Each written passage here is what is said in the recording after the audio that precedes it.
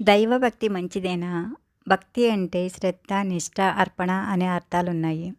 ఆరాధనా భావంతో సుఖదుఖాలను, మంచి చెడులను భగవదర్పితం చేయగల దైవభక్తులు ఎందరున్నారు ఈ ప్రపంచంలో? గుడి గోపురాల వెంట తిరుగుతూ రంగుబట్టలు ధరించే వారందరూ దైవభక్తులేనా? పిడికెడు గుండెలో సముద్రమంత ఆశలు పెట్టుకొని కోరరాని కోరికలు, కొరగాని ఆశలతో హుండీలో కానుకలు వేస్తే దేవుడు తీరుస్తాడా? బస్తా కొబ్బరికాయలు కొడితే కోరికలు నెరవేరుతాయా? కొండకు వెళ్ళి గుండు గీయించుకొని వస్తే కొండదేవర కాసులు కురిపిస్తాడా? భక్తునికి ఉండవలసింది కోరికలేని మనస్సు, బోడిగుండు కాదు. దేవుడికి కావాల్సింది నిర్గుణమైన భక్తి, కొబ్బరికాయలు కాదు. దేవునికి నీవు ఏమిచ్చి సంతోషపెట్టగలవు? నీవు సమర్పించేవన్నీ ఆయనవే అయినప్పుడు ఇక నీవేమి ఇవ్వగలవు? పట్టుబట్టలు కట్టి ముఖానికి పెద్ద బొట్టు పెట్టి కర్పూర నీరాజనాలు తెప్పినంత మాత్రాన దేవుడు ప్రసన్నుడు కాడు. దేవునికి కావాల్సింది సత్యనియమ సాధనం, ధర్మబద్ధ జీవనం, కర్మసిద్ధ జీవితం.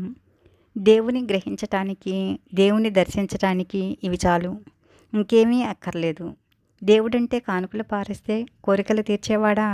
దేవుడంటే ఒక నమస్కారం విసిరేస్తే సంపదలు పంపించేవాడా? దేవుడంటే మనం పెట్టిన 2 అరటికాయలు తిని 2 రూపాయల దక్షిణ తాంబూలం తీసుకొని మనల్ని అందలం ఎక్కించేవాడా? దేవుడు ఎవరంటే కష్టాలు వచ్చినప్పుడు తిట్టడానికి పనికొచ్చేవాడా? అభయహస్తం చూపేవాడా? గుడిలోనూ గుండ్రాయిలోనూ దేవుడు లేడు. దైవభక్తి అంటే డాంబిక వేషాలు, కుంకుమ బొట్లు కాదు. గుండెల మీద జంధ్యం, నుదుటి మీద నామాలు కాదు. కాషాయ బట్టలు, నెత్తి మీద పిలక కాదు.